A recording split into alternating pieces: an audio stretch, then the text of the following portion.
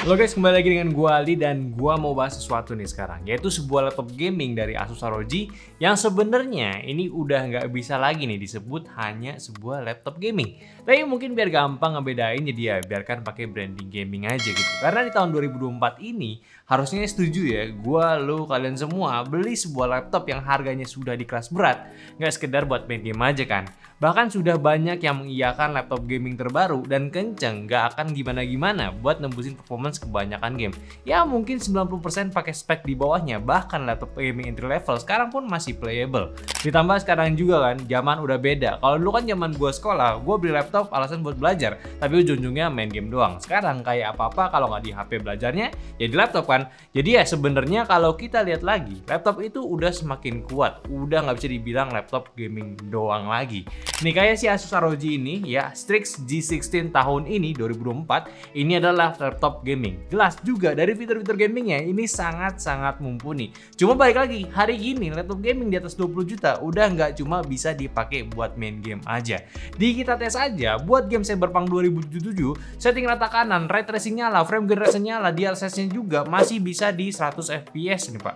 Ingat juga ini resolusi 2K 16:10. Kayak lo udah puas banget bisa main game di sini. Apa masih menyayangkan cuma 100 fps? Wah gila lu ya, barusan nih rata kanan woy. Dan game yang grafiknya cukup advance juga nih. Kalau lu cuma main gamenya kayak Valorant itu mah nggak ada rasanya sih. Bahkan di sini aja dipakai buat main game Dota 2 itu rasanya tuh kayak super gokil grafiknya dengan fps yang masih kenceng. Jadi nggak perlu lah gue jabarin ini game bisa apa aja, karena kebanyakan game di laptop ini udah pasti kenceng. Karena paduan dari 65 watt CPU dan juga 140 watt GPU udah lumayan besar nih. Dari spesifikasinya dulu deh. Yang jelas dari CPU-nya gunain Intel Core i9 Gen 14, tepatnya di i9 14900HX dengan 8 P-core dan juga 16 E-core, 32 thread, up to 5,8 GHz turbonya. Ada iGPU juga dari Intel UHD Graphic latest juga, dan discrete-nya gunain Nvidia GeForce RTX 4070 laptop GPU. RAM-nya besar juga di 32 GB DDR5 ya 5600 mAh serta SSD 1 TB SSD NVMe PCIe Gen 4 dengan satu slot tambahan lagi kalau lo mau tambah. Gak hanya itu, dari segi layar standar ROG Nebula 16 inci layar IPS QHD plus 16:10, refresh rate 240Hz, akurasi warna tinggi banget di 100% DCI P3 dan support Dolby Vision HDR. Sebuah kombinasi flagship antara spek, performance dan visual yang bisa memberikan pengalaman yang asik. Tentunya tajam dan vivid juga. Ya nggak perlu dipertanyakan lagi sih. Coba aja dan rasakan gitu.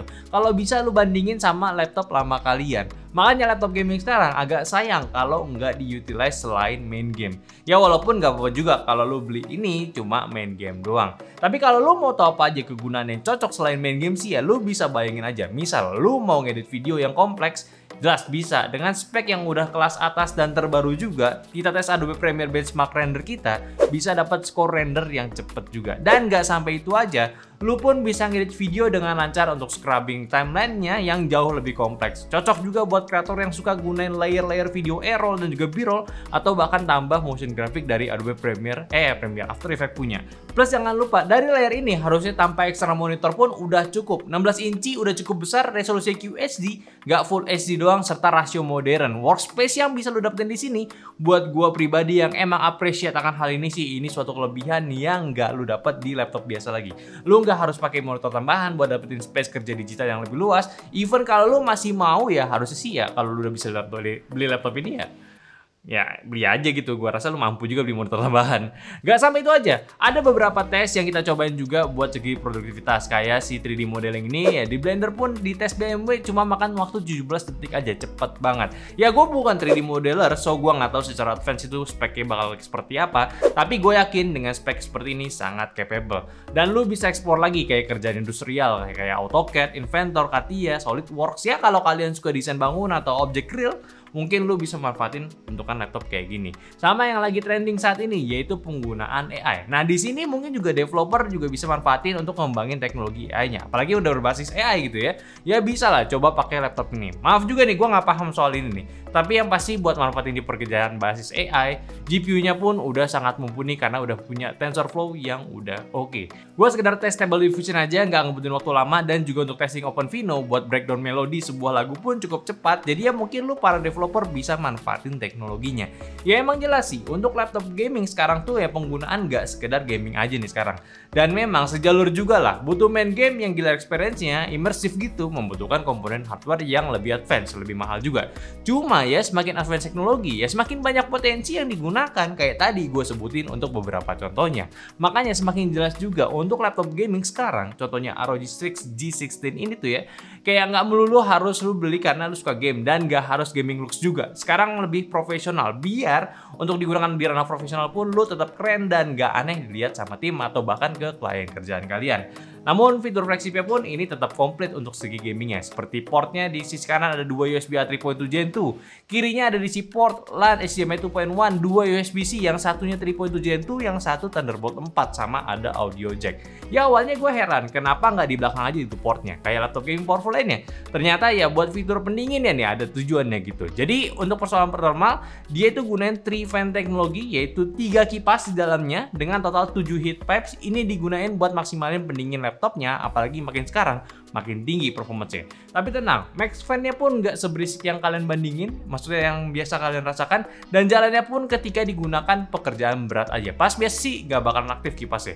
Plus juga untuk CPU-nya dan juga GPU-nya udah gunain liquid metal, jadi hantaran panasnya jauh lebih efektif. Ya kalau Asus sih sebutnya teknologinya itu adalah ROG Intelligent Cooling with 3 fan teknologi and full surround fan ya. Panjang nggak tuh teknologinya. Dan di penggunaan kasual pun gue juga nggak ngerasa suhu surface-nya ke panas ke keyboard gitu ya. Hanya hangat aja, dan itu pun kalau lagi kerja berat doang. Dan feel tapping-nya pun juga asik karena mereka punya desain untuk lebih nyaman, serta touchpad-nya besar buat lu navigasi tanpa mouse lebih mudah lagi. Anyway lagi yang mungkin lu ngerasa, ya gue udah tahu juga nih di laptop gaming emang udah bisa dipakai macam-macam kan. Ya terus masih kurang gitu. Nah yang sebenarnya lu kurang sadarin dengan teknologi yang udah latest terbaru itu, yaitu quality of life lu pun juga meningkat gitu secara nggak sadar. Tingkat lag saat aktivitas pun udah mulai berkurang, seperti yang dibawa sama teknologi Intel aja, ada P-Core dan E-Core. Nah di sini sistemnya itu akan secara pintar sesuai penggunaan performanya. Jadi lo mau pakai banyak aplikasi secara bersamaan, kayak lagi gaming sekaligus streaming video, ngedit dan rendering juga, bahkan penggunaan AI pun akan otomatis si laptopnya ini bakal naikin performance-nya ya sesuai diperlukannya aja. Berarti baterainya bakal boros dong? Ya sekarang sih nggak separah dulu, teknologi kan udah makin maju. Dan dari kapasitas baterai 90 Wh ini sih bisa lu maksimalin untuk penggunaan yang lumayan lama. Dan lu juga bisa gunain max switch-nya biar bisa dapetin daya baterai yang jauh lebih irit dengan matiin GPU discrete-nya. Ini kepake banget buat gue sehari-hari. Sekarang kita bahas sisi kurangnya pada laptop gaming ya. Saat ini yaitu bobot lah yang paling dampak ke mobilitas laptopnya ini. Karena laptop ini pun punya berat di 2,5 kg. Belum lagi ditambah charger buat dibawa-bawa. Ya emang kerasa ngeri ya, punggung berat kalau dinentengin terus. Apalagi gue selalu kesulitan buat tas gue itu nggak muat terus. Ya komprominya sih ya gue masih punya tas lebih besar aja, atau kalau nggak mau ribet ya tinggal pakai tasnya si Asus aja. Selain pas juga bisa kasih proteksi plus fitur-fitur tambahnya pun juga lu bisa buat bawa jalan-jalan.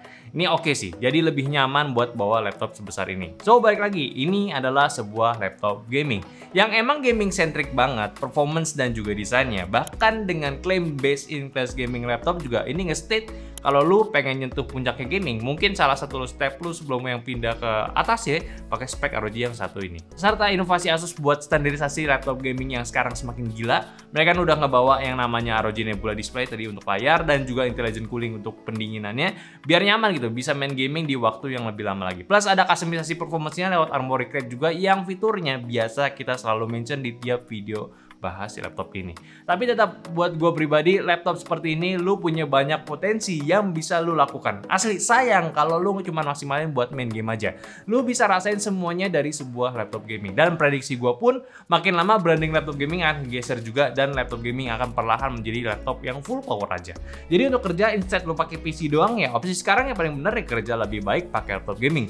Lebih portable dan fleksibel, jadi nggak di satu tempat aja kita bisa bekerja. Dibawa-bawa ke tempat lain buat meeting dengan tim ataupun klien juga lebih mudah daripada lu simpan file yang jadinya file finishnya dan present ke klien lu minta revisi di tempat, kan nggak mungkin, nggak enak juga jadinya. Ya komen gue sih satu ya, harusnya tuh laptop gaming terus bisa menjadi semakin ringkas. Karena minusnya itu laptop gaming terbesar ya itu doang, dimensi laptop yang besar. Sisanya oke, apalagi dari Asus yang sejauh ini sih mereka kasih standar agar gak bikin bingung usernya kalau beli laptop kenceng. Fitur-fiturnya udah flagship juga, ya udah tinggal beli aja. Dan jadinya enak kan nanti. Laptop gaming mahal pun akan semakin worth it karena scope tugasnya yang bisa dilakukan jadi lebih luas lagi. Cuma balik lagi nih ke kalian, apakah laptop gaming Asus ini, ROG Strix G16 ini worth it buat kalian beli? Coba komen di bawah ya.